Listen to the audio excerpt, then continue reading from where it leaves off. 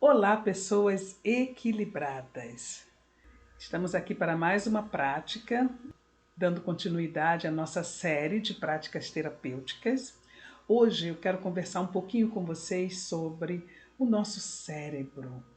Algumas pessoas confiam e se baseiam tão e única e exclusivamente pelo cérebro, pelo que ele produz enquanto mente pensante, que esquecem que nós temos todo o restante do corpo para também nos ajudar no processo de tomada de decisão.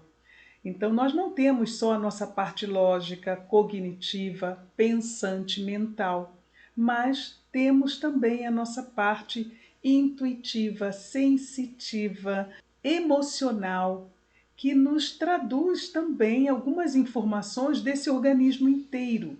Então, o nosso cérebro, ele ocupa uma parte muito pequena do corpo inteiro que temos para que a gente se baseie tão somente e apenas naquilo que a mente produz.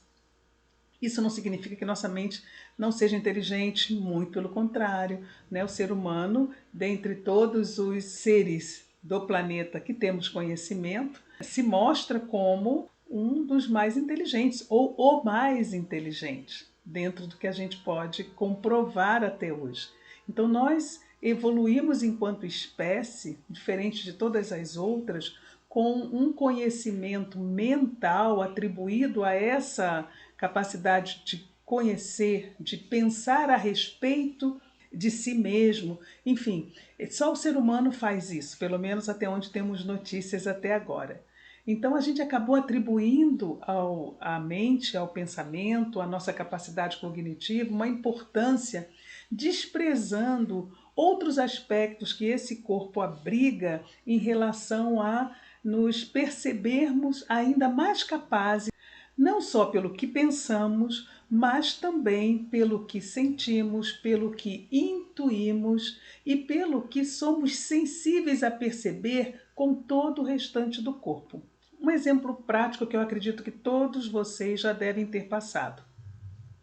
Imagina você chegar numa cidade nova que você nunca foi e entrando em contato com aquela cidade, com o primeiro ambiente, às vezes é uma estação de trem, às vezes é no próprio aeroporto, ou ao chegar no hotel, ou na pousada onde você vai ficar, uma sensação de familiaridade, como se não fosse a primeira vez que você vai àquele local. Isso não é percebido pela mente. Essa percepção, ela vem de outra forma, ela vem de uma forma que você percebe pelos poros. Muitas vezes você até se arrepia e faz você ter sentimentos de saudade, de emoção, vontade de chorar ou de uma alegria, como se você já tivesse passado ali os momentos mais felizes da sua vida. Tudo isso são percepções diferentes daquela analítica, lógica, prática que a nossa mente produz através dos nossos pensamentos. E é utilizando, né, esse potencial que a gente tem integral de perceber, sentir, se conhecer, mais do que somente pensando a respeito, fazendo analogias, associações, classificações, comparações lógicas, óbvias, mas também sentindo, absorvendo a energia, intuindo, deixando a nossa intuição trazer coisas de maneiras mais corporais do que mentais. E algumas vezes até mentais também, mas de uma forma diferente daquele pensamento que vem encadeado, que a gente produz. Então, o nosso organismo como um todo, ele se comunica com a nossa mente, tentando transmitir para a gente informações que façam sentidos. Mas como não é lógico, como não está associado a nada que o cérebro consiga associar, relacionar, correlacionar, muitas vezes a gente não ouve e deixa de perceber sacadas. Outro exemplo, às vezes do nada você está vendo um vídeo, ou você está pensando na vida, sentou para descansar um pouco e vem um pensamento pronto, como uma informação para você. Vou contar um exemplo que aconteceu comigo.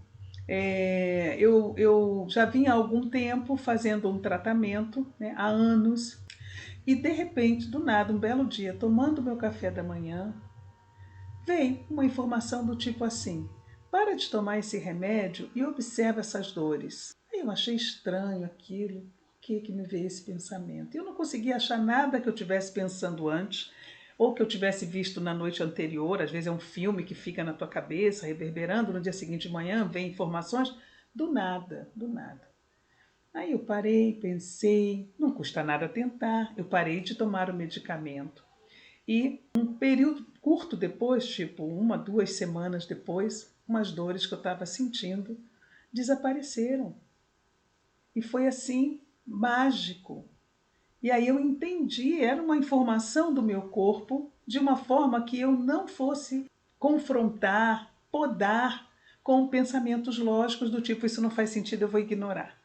Tá, gente? Então, é sobre isso que eu quero trabalhar com vocês. Eu sei que aqui no grupo existem pessoas que têm mais atividade mental muito maior do que atividade emocional, sensitiva, intuitiva. E também sei que tem pessoas que, ao contrário, têm uma facilidade muito grande para os aspectos da mente mais de forma mais emocional, mais sensitivo, mais intuitivo. Para essas pessoas, o que eu posso dizer é aliar, trabalhar também um pouco com a mente cognitiva, né, com os pensamentos mais analíticos, mais lógicos, porque quando os dois estão em equilíbrio, a possibilidade de uma tomada de decisão equivocada fica mais difícil, porque você está inteiro naquela tomada de decisão consciente. Quando é só por um lado, minha mente diz que é o certo e é isso que eu tenho que fazer e acabou, pode ser que a gente esteja ignorando ouvir um pouco do nosso coração, da nossa emoção, do nosso sentimento, da nossa intuição, que faz parte desse complexo ser humano. Então nós temos 3 cérebros, né? Nem todas as correntes admitem isso, mas tem o hemisfério direito, eu admito, eu faço parte dessa corrente que aceita que existe uma parte pequena que os estudos não consideram tanto, que une, como se fosse uma ponte, né, o hemisfério esquerdo e o direito aqui atrás, que é conhecido como cérebro reptílico ou reptiliano.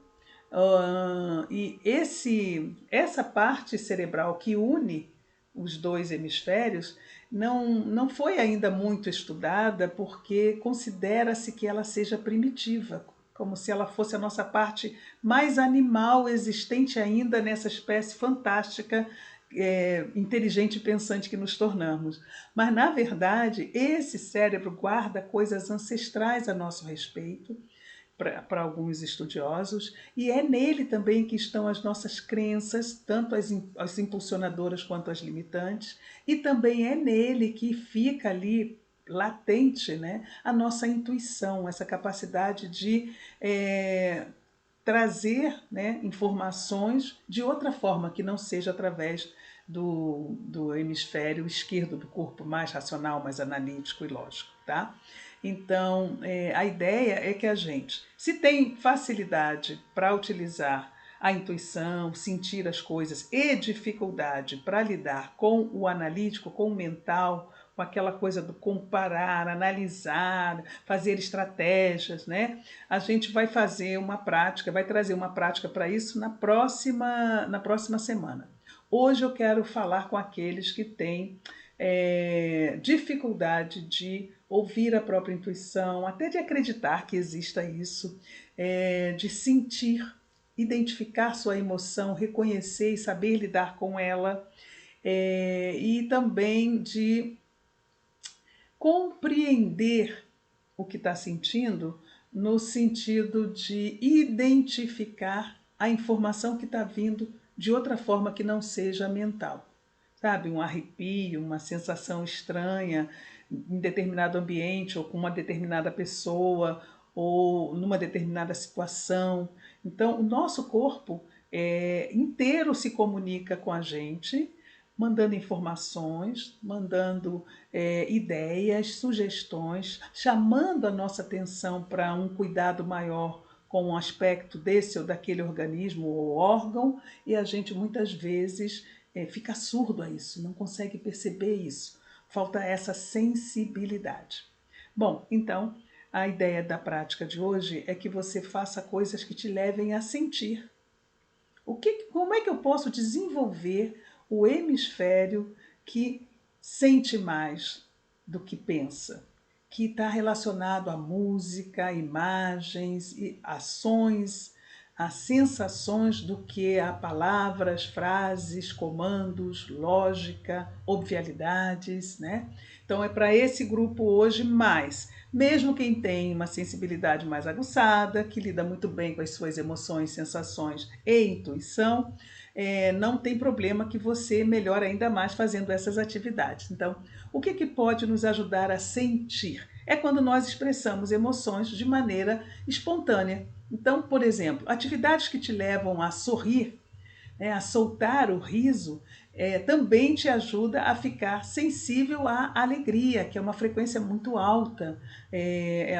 A alegria tem a frequência em hertz mais alta que o amor, que é considerado assim a maior das emoções, né? Mas a alegria ela tem aquela frequência que é como um foguete. Você está mal, começou a rir, instantaneamente aquela tristeza como que desaparece. Você vai ter que se esforçar um pouco para voltar para lá, mas consegue, né? É só você pensar na tristeza que você estava antes, pensar na causa daquela tristeza e continua pensando, daqui a pouco ela está ali de volta. Mas também, do mesmo jeito que ela vem, o que você trouxe forçosamente, você pode, a partir do estímulo ao riso, fazer com que ela desapareça.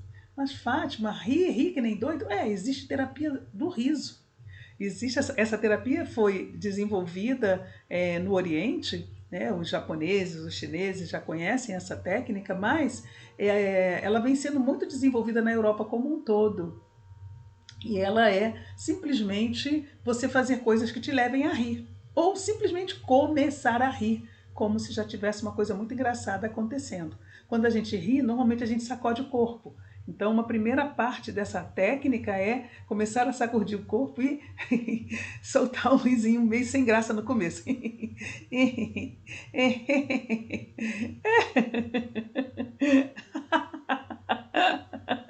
Daqui a pouco você está gargalhando. E quanto mais você conseguir fazer isso, você vai começar a rir. E quando você começa a rir, o riso tem esse poder de meio que fazendo cócegas, você não consegue parar, né? Tipo, agora mesmo eu estou querendo parar para continuar a falar com vocês, mas eu não consigo tirar o sorriso dos lábios porque é uma emoção gostosa, o riso traz pra gente, né? Então, você pode simplesmente começar a sacudir o ombro e forçar o riso, fazendo um riso sem graça no começo, depois você vai gargalhar e deixa vir a gargalhada, gargalhar, o máximo que você consiga, e a tua frequência muda instantaneamente, ainda que no primeiro momento você não tenha começado a fazer com o ombrinho a intenção de rir. Mas como você força, né? Você estimula o riso a vir, quando ele vem e a frequência vai lá para cima. Outra coisa que você pode fazer é ver vídeos engraçados que vai fazer você rir, desenhos animados, ler livros de piada, ler coisas engraçadas. Tem muita bobagem no TikTok que faz a gente rir. Enfim, provocar o riso vai te ajudar a trazer isso também. Mas não é só o riso que faz a gente se tornar mais sensível às emoções. Então, se permitir se emocionar com coisas belas, com coisas bonitas, músicas fazem isso com a gente, meditações, visualizações, rever fotos antigas de pessoas queridas, vão te trazer um coração assim cheio de gratidão, de lembranças do passado. Então, alegria e gratidão, e o povo daqui desse grupo que me conhece tem várias práticas da gratidão que podem praticar. Lembre-se que a gente tem aqui no canal do YouTube, né, muitas meditações a respeito das emoções positivas, muitas da gratidão. Eu tenho um vídeo de 1 hora com boas razões para você se sentir grato. Ao final dessa 1 hora você está imensamente elevado em suas emoções e tudo isso te leva a exercitar a tua sensibilidade para se tornar mais sutilmente aberto a perceber as informações que chegam para você do seu corpo como um todo, pelos seus poros, pela sua intuição, pelo seu coração. E na hora de tomar uma decisão, você vai alinhar esses dois, né? Então eu tenho uma decisão para tomar e aí eu penso logicamente que esse aqui é o melhor caminho. Aí eu sinto um apertinho no coração, não está alinhado. Aqui diz sim, aqui diz não.